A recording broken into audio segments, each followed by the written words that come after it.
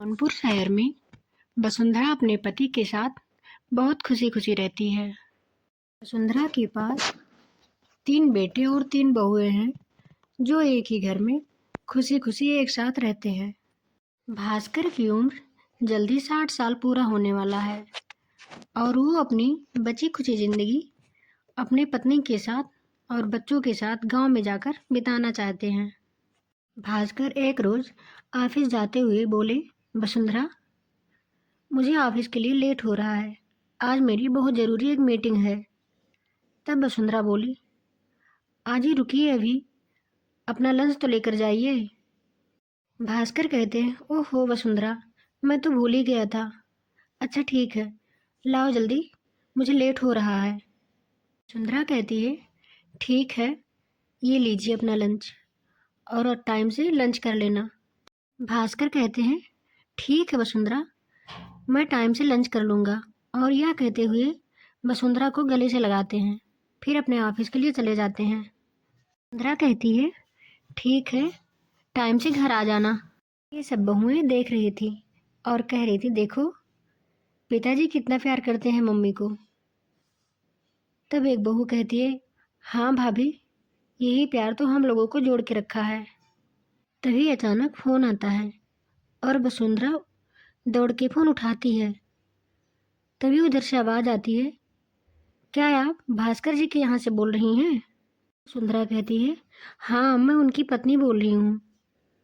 उधर से आवाज़ आता है, आपके हस्बैंड का एक्सीडेंट हो गया है और उनकी मृत्यु हो गई है। आप उनकी बॉडी को यहाँ से ले जा सकती हैं। तब वसुंधरा बहुत तेज़ी से रोने लगती है। ये सब देखकर उनकी तीनों बहुएं आ जाती हैं और तब वसुंधरा सारी बातें बताती हैं और तीनों बहुएं बहुत परेशान हो जाती हैं। फिर वो अपने हस्बैंड के पास फ़ोन करके उन लोगों को बुला लेती हैं। वो लोग आते हैं, फिर अपने पिताजी को लाकर उनका अंतिम संस्कार भी करते हैं। वसुंधरा एकदम टूट चुकी थी। वह हमेशा रोती रहती थी। वसुंधरा को भास्कर के साथ बिताए हुए हर पल याद आते रहते थे। वो बहुत परेशान रहने लगी थी। वो कुछ भूल ही नहीं पा रही थी। वसुंधरा खाना भी नहीं खाती थी और धीरे धीरे वसुंधरा का सेहत और भी ज़्यादा बिगड़ने लगा था। उनके बेटे ये देखकर परेशान रहने लगे थे। लेकिन वसुंधरा हमेशा भास्कर को याद किया करती थी। वो बहुत परेशान रहती थी। ऐसे कुछ दिन बीतने पर तीनों बहुएं अपना राज उस घर पर चलाने लगीं और वसुंधरा को बहुत परेशान करने लगी। बहू बोली, माँ जी, जब भी देखो आप हमेशा पिताजी को याद ही करती रहती हैं। आपको कोई काम धंधा तो है नहीं। तभी दूसरी बहू बोलती है, हाँ भाभी, जब भी देखो तब ये पिताजी के फोटो को लेकर हमेशा देखती रहती हैं और इनको कोई काम नहीं दिखता। और तीनों बहुएं वसुंधरा को बहुत परेशान करने लगी। जब इनके हस्बैंड ऑफिस चले जाते तब ये वसुंधरा से बहुत सारा काम करवाती थी। घर का पूरा काम वसुंधरा से करवाती थी। एक दिन वसुंधरा का सेहत ज़्यादा बिगड़ गया और वो बहुत बीमार पड़ गई। तब उनके बेटे ने कहा, माँ, आप अपना ध्यान रखिए, अब पिताजी को भूल जाइए आप। तब वसुंधरा ने कहा, नहीं बेटा, अब मुझे यहाँ नहीं रहना है।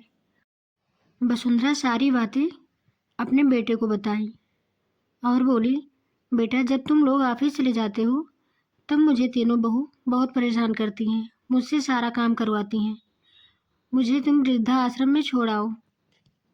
तब बेटे ने कहा, माँ जी, आप बिल्कुल टेंशन मत कीजिए, आपको परेशान होने की ज़रूरत नहीं है।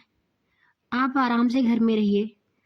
हम इन तीनों लोगों को इनके मायके छोड़ आते हैं और हम उसकी देखभाल कर लेंगे। ये बात सुनकर वसुंधरा बोली, नहीं बेटा, ऐसा करने की ज़रूरत नहीं है। तभी ये सारी बातें बहुएं सुन रही थीं और वो आकर सासू माँ से माफ़ी मांगी। फिर उसके बाद तीनों बहुएं और बेटे अपने माता पिता के साथ खुशी खुशी रहने लगे। फिर उनका परिवार बहुत खुश होकर रहने लगे।